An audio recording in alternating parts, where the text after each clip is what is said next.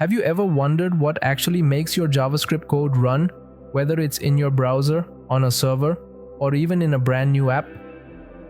Most people think JavaScript is just a language, but here's the twist. JavaScript by itself can't do anything until it's inside a runtime environment, and that's where the real magic and the real differences begin. But wait, here's something you might not know. The way your code runs in Chrome is not the same as how it runs in Node.js, Deno, or Bun. In fact, the runtime you choose can completely change your app's speed, security, and even what features you can use. So let me ask, have you always assumed JavaScript just works everywhere? What if the how and where matter more than you think?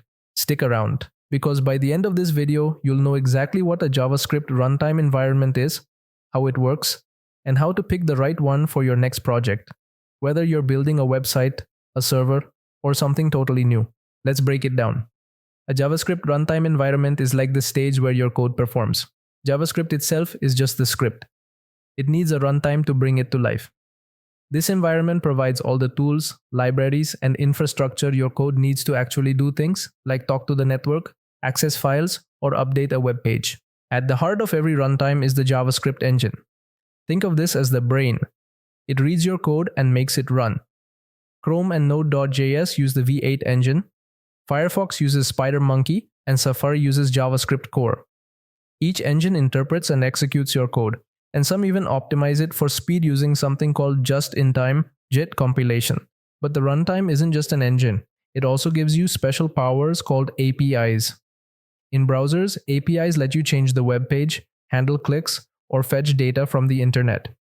On servers, APIs let you read files, handle network requests, and more. So, what are the core components of JavaScript runtime environment?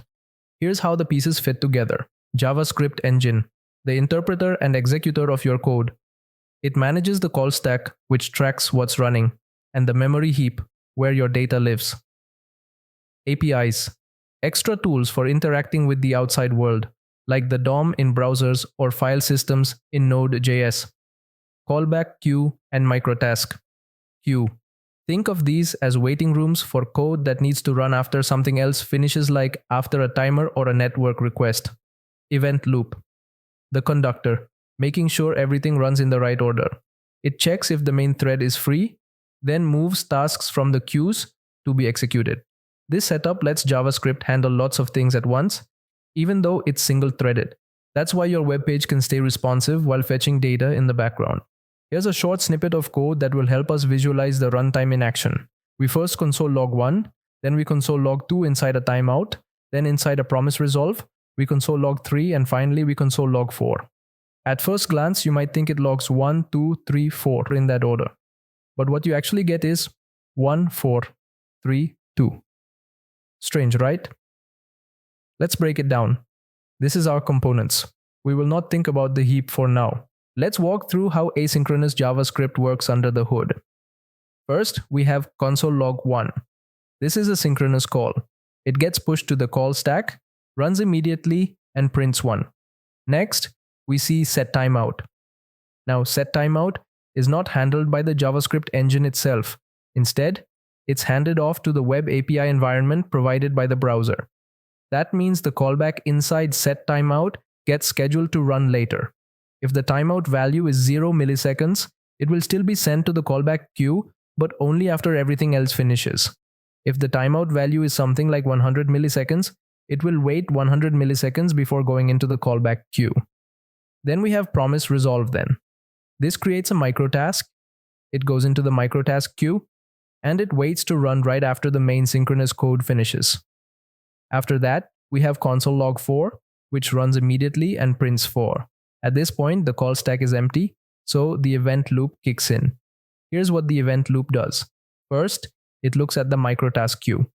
The promises dot then callback is sitting there, so it gets pushed onto the call stack, runs, and prints 3. Next, the event loop checks the callback queue, where the setTimeout callback is now waiting. It gets moved to the call stack, runs, and finally prints 2. So even though setTimeout had a 0 delay, it still had to wait until the microtasks were finished. This is how asynchronous JavaScript works behind the scenes. Even a 0 delay timeout must wait for the microtasks to complete first. Now let's look at the main environments where JavaScript runs.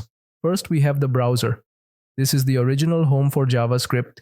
It gives you web APIs to interact with web pages and user events, but it keeps you in a sandbox for security, so there's no direct file access here. Next, we have Node.js. This is the server-side powerhouse. It's built on the V8 engine and is great for building web servers and APIs. Thanks to its non-blocking, event-driven design, it's fast and efficient. Plus, it has a massive ecosystem through NPM. Then there's Deno.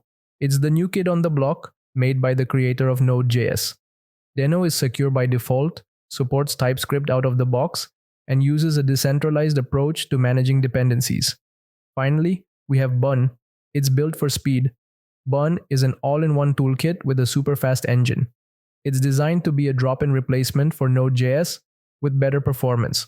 So, next time you write JavaScript, don't just think about the code, think about the world your code lives in.